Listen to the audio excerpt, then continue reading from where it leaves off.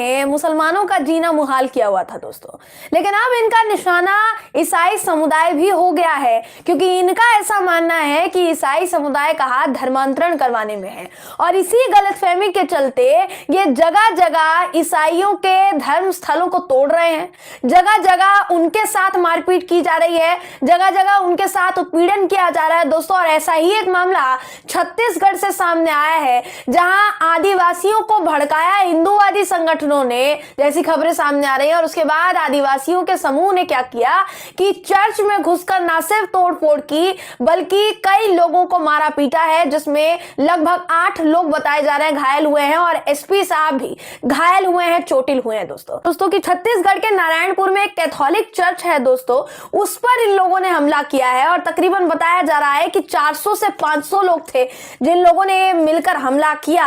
हाथ में लाठी डंडे सब कुछ लिया हुआ था इन लोगों ने, और उसी से एसपी साहब के सर पर भी इन लोगों ने हमला किया। अब आपको सबसे पहले देखिए बता देते हैं कि सैकड़ों लोगों की जो भीड़ है ये ईसाई परिवारों की एक बैठक पर हमला करने पहुंच गई। साथ ही चर्च में भी इन लोगों ने तोड़फोड़ की। सबसे पहले चर्च में तोड़फोड़ का वीडियो आपको दिखा देते हैं, ये वीडियो देखिए आप।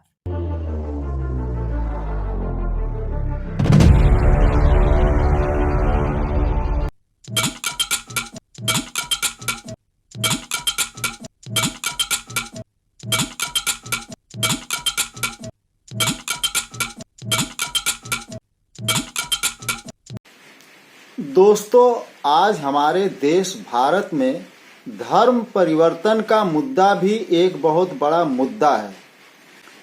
दुनिया में धर्म परिवर्तन तो हजारों साल से होते रहे हैं, मगर हमारे देश में मुद्दों की लिस्ट में इसे जोड़ा गया है सन 2014 के बाद से।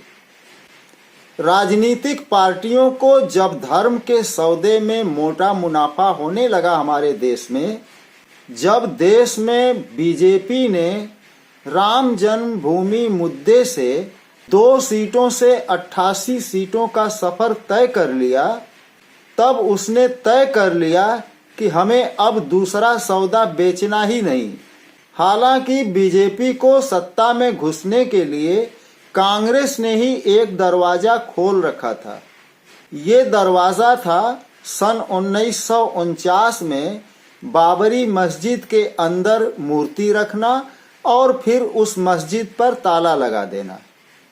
इस मुद्दे को पहले विश्व हिंदू परिषद और फिर बाद में बीजेपी लपक लेगी और देखते ही देखते दिल्ली के तख्त पर काबिज हो जाएगी और भारत को कांग्रेस मुक्त करने की पूरी कोशिश करेगी। ये बात पंडित जवाहरलाल नेहरू ने सपने में भी नहीं सोची होगी, और न ही इंदिरा गांधी ने और न ही राजीव गांधी ने। बहरहाल सन 2014 में जब बीजेपी ने दिल्ली में अपनी सरकार बना ली, तब अंग्रेजों के बांटो और राज करो के उसूल से एक कदम आगे बढ़ते हुए डराओ और राज करो की नीति पे अमल किया। बहुसंख्यक हिंदुओं और अल्पसंख्यक मुसलमानों, ईसाइयों, सिखों और बुद्धों के बीच लकीर खींचने का काम शुरू कर दिया, और ये लकीर धीरे धीरे दीवार में तब्दील होने लगी। गौ हत्या से शुरू होकर लव जिहाद, आतंकवाद, 3 तलाक, हिजाब, धारा 370, एनसीआर, मदरसों पर सवाल उठाना और फिर धर्म परिवर्तन तक ये सफर जारी रहा। मेन स्ट्रीम मीडिया पर सुबह से लेकर रात तक हिंदू मुसलमान, मंदिर मस्जिद, शमशान कब्रिस्तान किया जाता रहा है, और मुसलमानों को तरह तरह के हथकंडे के जरिए बदनाम किया जाता रहा है। बात यहीं तक नहीं रुकी। मुसलमानों के नबी के चरित्र पर कीचड़ उछाले जाने का काम निर्भयता के साथ होता रहा है, और अल्पसंख्यक मुस्लिम इन लोगों के सवालों का जवाब इन्हीं के धर्म ग्रंथों से देते हैं, या इनके धर्म ग्रंथों में लिखी हुई इबारतों पर जब इनसे सवाल पूछते हैं तो इनकी भावना आहत हो जाती है और इनके ऊपर कब केस दर्ज हो जाएगा कुछ कहा नहीं जा सकता। बहुसंख्यक अगर अल्पसंख्यकों के धर्म का मजाक उड़ाएं, बुरा भला कहें, कोसें, तो इसे अभिव्यक्ति की आज़ादी कहा जाता है। और अल्पसंख्यक अगर कोई सवाल करते हैं धर्म से संबंधित तो इनकी भावना आहत हो जाती है। कब किस बात से भावना आहत हो जाएगी कुछ कहा नहीं जा सकता।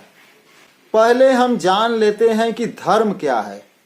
धर्म एक माध्यम है बंदे को अपने रब से जोड़ने का। जब इंसान सोचता है कि इतनी बड़ी दुनिया, सौर मंडल, ग्रह, नक्षत्र और इतने तरह के जीव जंतु और वनस्पतियां और हर चीज का एक सिस्टम के मुताबिक चलना यूं ही अपने आप नहीं बन गया होगा। इसे बनाने वाली कोई एक हस्ती जरूर है जिसने हमारी मर्जी के बगैर हमें बना दिया है। एक दिन हमको उसके सामने पेश होना है और हमें अपने कर्मों का हिसाब देना है। उसी हस्ती को हम अल्लाह, गॉड या ईश्वर कहते हैं।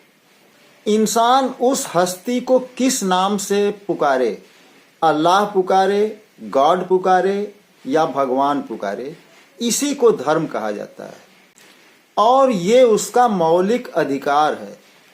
कोई भी व्यक्ति जन्म से ही किसी भी धर्म का अनुयायी होता है और आगे चलकर उसको उस धर्म से कोई आपत्ति हो जाती है और उसे कोई दूसरा धर्म और अच्छा लगने लगता हो और अपने पुराने धर्म को छोड़कर कोई नया धर्म अपना ले, इसी को धर्म परिवर्तन कहा जाता है। दोस्तों, भारत में इस्लाम कब, क्यों और कैसे आया, मैं अपने अगले क्लिप में इस विषय पर विस्तार से चर्चा करूंगा। आप इसे अवश्य देखिएगा और आप अगर मेरे चैनल पे नए हैं तो कृपया चैनल को सब्सक्राइब कर लें। मिलता हूं अगले क्लिप में। जय हिंद।